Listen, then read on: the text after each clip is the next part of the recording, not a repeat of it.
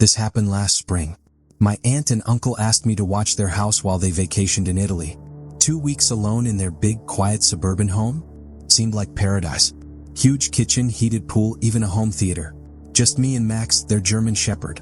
This giant furball who thought he was a lapdog. Sweetest dog ever, unless you tried sneaking through the back gate. Then, let's just say he earned that beware of dogs sign on the fence. First 3 days were perfect. Worked remotely, swam at midnight, ate pizza in my underwear. Max slept at the foot of the stairs like a furry security guard. I felt safe. Too safe, maybe. Night 4 changed everything. I was binge-watching true crime docs. Yeah, ironic, when Max's head snapped toward the back door. Ears up, tail stiff as a board. Then came the sound, scratch, scratch, scratch. Like fingernails dragging slowly down the glass. Max lost it. Barking, snarling, slamming his body against the door. My heart jackhammered. I grabbed a flashlight, yanked the curtains back. Nothing. Just shadows and that creepy blue glow from the pool light. I told myself it was raccoons. Branches. But Max didn't relax all night. He slept pressed against my bedroom door, whining softly. Night 5, a storm rolled in. Rain lashed the windows like fists. Around 2 a.m., the backyard floodlights blazed on. Max sprinted to the window, growling like something possessed. I followed, pulse thumping in my ears, and saw him. A tall figure stood motionless at the edge of the pool. Hood up, face hidden in shadow. Soaking wet. Not moving an inch. Just staring at the house. Thunder cracked, lighting up the yard for a split second. He didn't flinch. Max's growl hit a frequency I didn't know dogs could make. I called 911, voice shaking. Grabbed my uncle's baseball bat from the hall closet. When the cops arrived, no one was there. No footprints in the mud. No broken locks. They said the sensor lights probably got triggered by the storm. Told me to get some sleep. Right. I triple-checked every door. Every window. Pulled curtains shut. Max stayed glued to my side. Around 3 a.m., I finally dozed off on the couch. Then I heard it. Creak. A floorboard. Upstairs. In the master bedroom. Creak, creak. Heavy. Deliberate. Footsteps. Moving toward the stairs. Max shot upstairs, barking wildly. I froze. No one could be up there. I checked every closet, every corner. The barking reached a fever pitch, then cut off with a sharp YLP. Silence. Thick, suffocating silence. Max. Nothing. No whimper. No claws on wood. Just empty air. My phone died when I tried calling 911 again. Perfect. Baseball bat in hand, I took the stairs one at a time. Every creak sounded like a gunshot. At the top, Max's favorite toy, a shredded duck, lay in the hallway. Smeared with wet, dark mud. Drip, drip, drip. Water. Coming from the master bedroom. Door slightly open. I pushed it. The room was destroyed. Drawers dumped on the floor. Jewelry boxes emptied. Muddy footprints led to the open window, rain blowing the curtains sideways. They were gone. Vanished. Then I saw the dresser mirror. Words finger-written in the dust. Nice dog. He bites. My blood turned to ice. I flew downstairs, bat raised, screaming for Max. Nothing. Called 911 from the landline. When cops arrived, they found Max locked in the basement laundry room, shaking but unhurt. No way he went down there alone. The back door? Locked from the inside. I showed them the muddy toy. The words on the mirror. The knife block in the kitchen. Empty except for one slot. Where the biggest chef's knife should have been. Max's slobbery tennis ball. They took notes. Said they'd increase patrols. Never found a thing. My aunt and uncle didn't believe me. Max dragged mud in, they said. You wrote on the mirror sleep deprived. They even blamed the missing knife on poor inventory. But I know what I saw. What I heard. Sometimes, when it rains, I still hear those footsteps. Slow. Heavy. Right above me. And I always check the knife block first. Just in case. I used to jog every night. Rain or shine. It cleared my head after long shifts at the hospital. My route was always the same. 3 miles through Oakwood Park, then back home along the creek path. Safe. Familiar. Streetlights all the way. Or so I thought. This happened last October. Around 9 p.m. Cold enough to see my breath. I just entered the park's wooded trail when I noticed him. A guy in a dark hoodie standing under the big oak tree near the footbridge. Motionless. Hands in pockets. Face shadowed. Didn't think much of it. Joggers stretch there all the time. Half a mile later, I glanced back. He was still there. Same spot. Same stance. Staring straight down the path. At me. I picked up my pace. Told myself I was paranoid. But when I looked again, he was walking now. Fast. Gaining ground. But still up. Okay. Not okay. I veered left onto the creek path, my shortcut home. Gravel crunched under my shoes. The trees closed in here, blocking the moonlight. Only the distant hum of the highway kept me company. Crunch. Crunch. Crunch. My footsteps. And I didn't turn. Didn't dare. Just ran harder. Adrenaline burned my lungs. The creek gurgled beside me, black and slick. Then I heard it. A low whistle. 2 sharp notes. Like a signal. Fuifo. I risked a look. He wasn't alone. 2 more figures in hoodies stepped onto the path behind me. One tall. One short. Matching his pace. Closing the gap. My phone. Where was my phone? I fumbled in my running belt. Empty. I'd left it charging on the kitchen counter. Stupid. So stupid. The first guy whistled again. Fuifo. The other 2 fanned out. One on the creek side. One on the wood side. Trapping me. I sprinted. Branches whipped my face. The path curved ahead.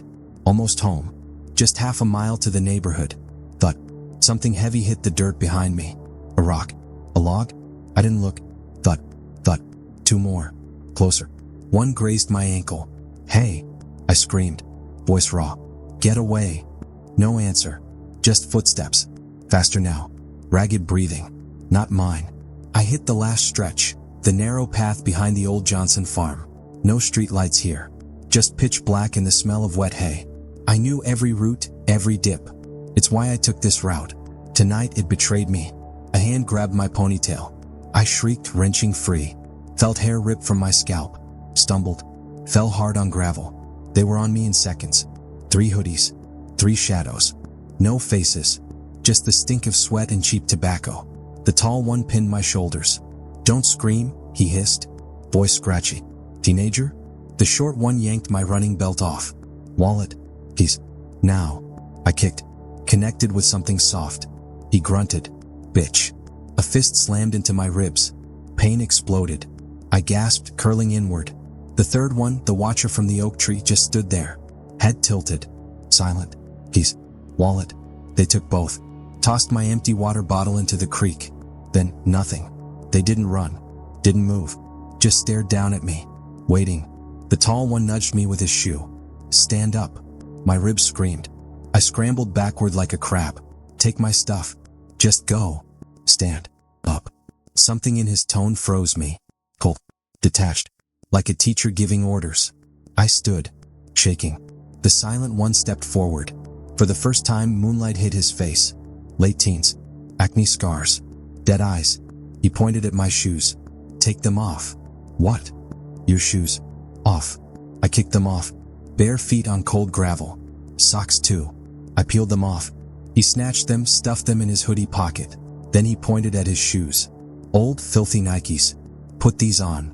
The demand was so absurd I almost laughed. Almost. Do it, said the tall one. Knife glinted in his hand. Small. Serrated. Hands trembling, I unlaced his disgusting shoes. Reeked of mildew and feet. I slid them on. Too big. Soles caked in mud. Now run, said the silent one. What? Run home. Don't look back. He smiled. Then, crawl. Or we find you. I ran. Barefoot in a dead man's shoes. Every step squelched. Every pebble stabbed. I didn't look back. Didn't breathe. Just ran until my driveway blurred into view. Police found nothing. No fingerprints. No CCTV near the creek. My wallet turned up a week later in a storm drain. Cash gone, cards intact. But the shoes? They're still in my garage. Bagged as evidence. Mud from the creek path dried hard on the soles. The cops said it was just a robbery. Weird kids, they shrugged. But I know what they wanted. They didn't want my money. They wanted me to run. To feel every rock. Every thorn. Every second of that dark path in their skin. And sometimes, when I jog past that oak tree at dusk, I still smell mildew. And hear that whistle. Fuifo. Like they're saying, we're still here. We moved into the house on Elm Street for the backyard. Huge oak tree. Tire swing. Jungle gym. Perfect for our 5-year-old Lily. Quiet neighborhood too. Friendly retirees. Kids riding bikes. The American dream, right? Until the man at the fence. First time I saw him, I was washing dishes. Lily was laughing on her swing. Out the window, I noticed a figure leaning against the back fence. Tall, thin, wearing one of those old-fashioned newsboy caps pulled low. Just watching her. I dried my hands, stepped onto the porch. "Can I help you?" He didn't move, didn't speak, just kept staring at Lily. "Sir?" My voice sharpened. Slowly, he tilted his head toward me. Too far, like a broken doll. Then he smiled. "What?" "Toothless. Just gums and shadow." I grabbed Lily mid-swing, hauled her inside, locked the doors. Called my husband, Ben. Some creep was watching Lily. By the time Ben got home, no one there. No footprints near the fence. Neighbors saw nothing. "Overprotective mom," Ben teased. "Probably just Mr. Henderson from number 12. He's harmless." But Mr. Henderson was bald. This man had greasy brown hair under that cap. 3 days later, I saw him again. Rainy afternoon. Lily coloring at the kitchen table. I glanced out back. There. Same spot. Same cap. Same hollow stare. But now, he was holding something. Small. Pale. Dangling from his right hand. A doll. Not just any doll. Lily's doll, the one with the blue gingham dress she'd left in the sandbox yesterday. I shot through my veins. Oh. The sandbox was locked inside our shed. I lunged for the phone. Dialed 911. "There's a man in my yard. He has my daughters." Thump. Against the glass. The doll. Pressed face first against the sliding door. Its yarn hair stuck to the wet glass. Button eyes staring blindly. And behind it, his face. Smiling that empty, gumless smile. The operator asked for my address. I choked it out. "Hurry. He's right." Query. The sound froze me. Old metal groaning. The swing set. Lily's empty swing was moving. Back and forth. Back and forth. Like someone had just jumped off. But the yard was empty. The man was gone. Only the doll remained, slumped against the glass. Police found nothing. Again. No signs of trespassing. The doll? Probably blew out of the shed before you locked it. The swing? Wind. Ben hid his concern behind logic. "Honey, stress makes us see things." I stopped sleeping. Started checking locks hourly. Bought cameras. Pointed one at the fence. Nothing for a week. Then, the giggling. Late Tuesday. Ben was away for work. I tucked Lily in, read Goodnight Moon, triple-checked her window lock. Midnight. I jolted awake. Giggle. High-pitched. Playful. Coming from the backyard. "Lily?" I flew to her room. Bed empty. Panic seized my throat. "Lily?" Giggle, giggle. Louder. Outside. I tore downstairs, flung open the back door. There she was. In pajamas. Barefoot. Pushing the empty swing. "Baby. What are you doing?" I scooped her up. She felt cold. Too cold. "Playing with the nice man?" she whispered. My blood stopped. "What man?" She pointed at the fence. "He wears a funny hat. He pushes me high." "When?" My voice cracked. "When you're sleeping." She yawned, nuzzling my neck. "He comes in my room." Says this. Horror wrapped around me like a shroud. I scanned her room. No open window. No unlocked door. Just her unicorn nightlight casting soft shadows. "How, baby? How does he get in?" She shrugged. "The closet." I pulled her closet apart. Clothes, toys, dust bunnies. No man. No trapdoor. Just solid drywall. Next day, I installed bolts on Lily's closet door. Top and bottom. Heavy steel. That night, I slept in her room. Camping mat on the floor. Knife under my pillow. 3:17 a.m. Scritch, scritch, scratch. Inside the closet. Like nails dragging down wood. I sat bolt upright. Heart slamming. Lily slept soundly. Scritch, scritch, scratch. Louder. Angrier. Then a thump. Like something heavy dropped. I crept to the closet. Pressed my ear to the door. Silence. Click. The top bolt slid open. By itself. I stumbled back. Impossible. It was a manual lock. No key. Click. The bottom bolt slid free. The door creaked open. Just an inch. Pitch black inside. A smell drifted out. Wet earth. Rotten leaves. Cheap tobacco. I slammed the door shut. Rammed the bolts home. "Stay out." Silence. Then giggling. Not Lily's. Deeper. Guttural. Coming from inside the closet. I never told Ben. He'd say I was cracking. But I hired a contractor. Ripped out Lily's closet. Behind the drywall? Nothing but studs and insulation.